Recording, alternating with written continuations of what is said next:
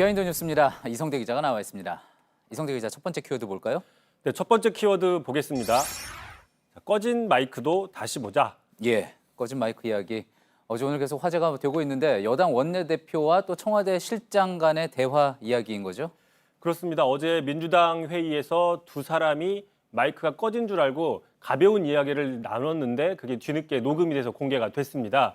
자, 이렇게 얘기를 했었는데요. 먼저 이인영 신임 원내대표가 지금 정부 관료들이 말을 잘 듣지 않는 문제가 있는데 앞으로 내가 좀 나서겠다라는 식으로 얘기를 했더니 김수현 청와대 정책실장이 그건 좀 반드시 해달라. 지금 정부가 2주년인데 마치 4주년 같다라는 식의 좀 약간 하소연을 했습니다. 예.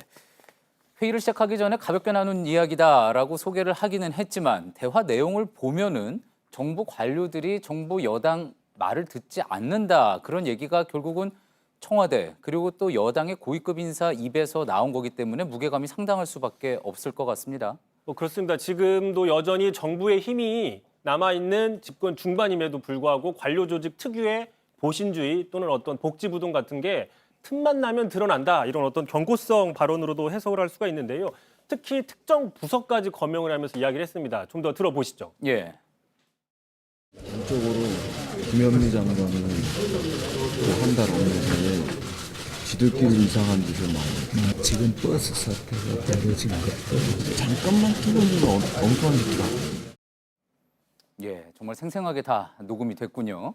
자, 그런데 지금 이야기한 이 버스 파업 문제 주무부처가 이제 선제적으로 대응을 안 했다는 질책성 발언이 있었던 거잖아요. 그 당사 부처라고 할 수 있는 국토부에서는 상당히 긴장을 할 수밖에 없겠군요.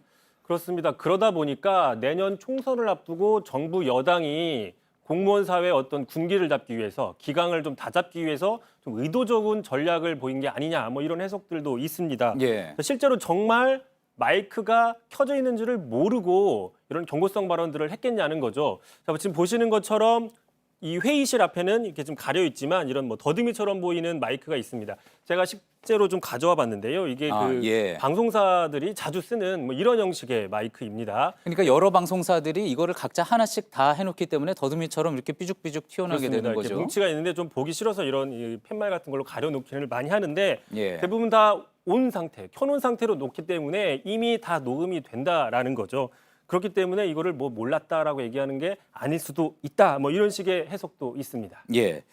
물론 그럴 가능성을 배제할 수는 없겠지만 의외로 이제 정치인들 마이크 꺼진 줄 알고 사적인 이야기, 개인적인 이야기 하다가 논란이 된 경우 전에도 많이 있지 않았습니까? 그렇습니다. 대표적인 게 바로 지난 2009년이었습니다. 한미 FTA 논란이 국회에서 벌어질 당시에 당시 유명한 장관이 누군가한테 욕설을 해서 논란이 있었는데 직접 한번 들어보시죠. 예.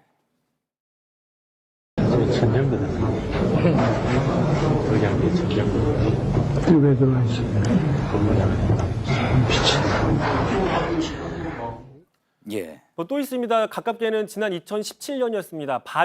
바른정당과 국민의당 통합을 하는 논의 당시에 그 바른정당 출신의 하태경 의원이 국민의정당 출신의 안철수 대표에게 가서 뭔가 은밀하게 제안을 하다가 안철수 당시 대표가 이거 녹음되니까 좀 조심해라. 뭐 이런 장면들도 있었는데 그 장면도 한번 보고 가시죠. 예. 얘기하는 거는 들어주시고 지금 들고 나가시면 돼요. 방 안에서 우리가 오늘 마이크가 유승민 대표님은 사전에 선약이 있었습니다. 예, 그럼요. 사전 선약을 약간 늦추시고 이 자리가 항상 여기서 그래서요. 인사 말씀 하시고 예.